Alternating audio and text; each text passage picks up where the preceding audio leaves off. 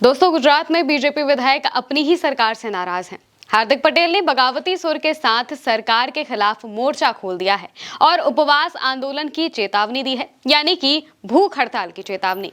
कांग्रेस छोड़कर बीजेपी से विधायक बने हार्दिक पटेल ने राज्य के मुख्यमंत्री भूपेंद्र पटेल को लेटर लिखकर विरोध का रास्ता अपनाने की बात कही है। क्या है पूरा मामला, आपको बताते हैं। दोस्तों, हार्दिक पटेल ने कहा कि 7 महीने पहले भूमि पूजन हुआ था, लेकिन अभी तक 1% भी काम नहीं हुआ है।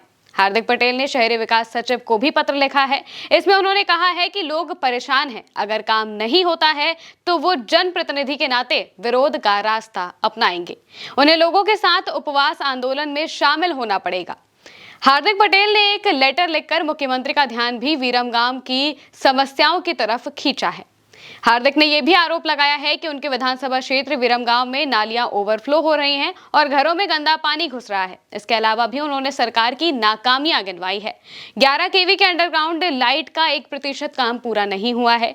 हार्दिक ने सरकार को चेतावनी दी है कि अगर विरमगाम के लोगों की समस्याओं का समाधान नहीं हुआ तो वो अपने लोगों के साथ मजबूती से खड़े होंगे और जरूरत पड़ी तो धरना भी देंगे। हार्दिक ने कहा है कि जिन जगहों से अतिक्रमण हटाया गया था वहां ठेकेदारों ने काम शुरू नहीं किया है। हार्दिक पटेल पाटीदार आंदोलन से चर्चा में आए थे और फिर 2020 में कांग्रेस में शामिल हो गए थे, लेकिन 2022 में उन्होंने कांग्रेस छोड़कर भाजपा का दामन थाम लिया था।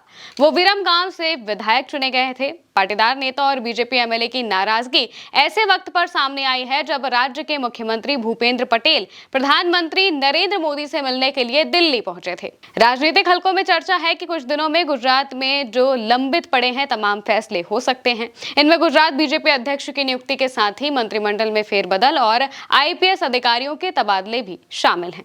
लेकिन इस सबके बीच हार्दिक पटेल के फरियादी पत्र ने राजनीति को गरमा दिया है। हालांकि हार्दिक पटेल ने अपने क्षेत्र में विकास कार्यों के शुरू नहीं होने का ही मामला उठाया है। उन्होंने विरमगाम के लोगों से चुनाव में विकास का वादा किया था, लेकिन बीजेपी का गुजरात मॉडल खुद ही गुजरात में पूरी तरह से सफल नहीं हो पाया है। पत्र में उन्होंने लिखा कि जरूरत पड़ी तो उन्हें उपवास आंदोलन में भी शामिल होना पड़ेगा। जनता का जो भरोसा है उसे बनाए रखना उनकी जिम्मेदारी है। उन्होंने मुख्यमंत्री से आग्रह किया है कि विरमगाम की समस्याओं को समझते हुए विशेष टीम भेजकर जल्द से जल्द स्थायी समाधान कराया जाए। गुजरात में 2027 में विधानसभा चुनाव होने हैं। हार्दिक पटेल को पाटीदार समाज का बड़ा नेता माना जाता है और उनकी नाराजगी पार्टी को नुकसान पहुंचा सकती है। हालांकि पाटीदार आरक्षण आंदोलन के बाद से हार्दिक पटेल की लोकप्रियता में गिरावट आने की बातें कही जा रही हैं। बावजूद इसके पाटीदार समाज में आज भी हार्दिक पटेल को पूरी तरह से खारिज नहीं किया जा सकता।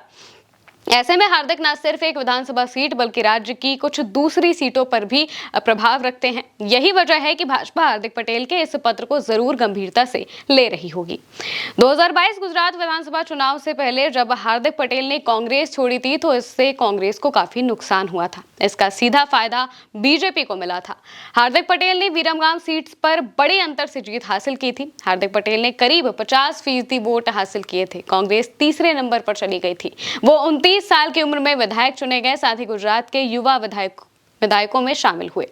हार्दिक पटेल ने मुख्यमंत्री को पत्र लिखकर विरमगाम शहर में ओवरफ्लो हो रही सीवर लाइन और लोगों के घरों में आ रहे गंदे पानी के अलावा बहुत सारी जो स्थायी समस्या है उसको लेकर अपील की है और कहा है कि ये सारे काम जल्द से जल्द हो जाने चाहिए। उन्होंने विरमगाम नगर पालिका की कार्यप्रणाली पर भी सवाल उठाते हुए कहा कि उन्हें लोगों का भरोसा जीतने के लिए उपवास आंदोलन में शामिल होना पड़ सकता है। हार्दिक पटेल ने यह पत्र 1 अगस्त को लिखा है। उन्होंने शहरी विकास के मुख्य सचिव को भी पत्र भेजा, यानी कि अब एक के बाद एक बीजेपी के लोग भी उसके काम से परेशान होते जा रहे हैं, क्योंकि ये बेहद बुनियादी जरूरतें हैं, बेहद बुनियादी जो समस्याएं हैं उन्हें जब बीजेपी सॉल्व नहीं कर पा रही है और जो बाकी के जो काम की चीजें हैं जो हार्दिक पटेल ने कही हैं वही नहीं साफ हो पा रही हैं, वही चीजें सही से नहीं हो पा रही हैं, तो अब उन्हें भी अपनी ही सरकार के खिलाफ बगावती सुर छेड़ने पड़े हैं और सीधे लेटर लिखना पड़ा है मुख्यमंत्री को। यानी कि अब विधायक की बात भी बीजेपी के लोग या फिर अगर कहें तो बीजेपी की जो वहां पर सरकार है उनके अधिकारी नहीं सुन रहे हैं और इस वजह से सीधे सीएम को पत्र लिखना पड़ गया। अब इसके बाद क्या कुछ कार्रवाई होती है ये आने वाले वक्त में पता चलेगा। फिलहाल के लिए मेरे साथ इतना ही। आप देखते रहिए उल्टा चश्मा यूसी।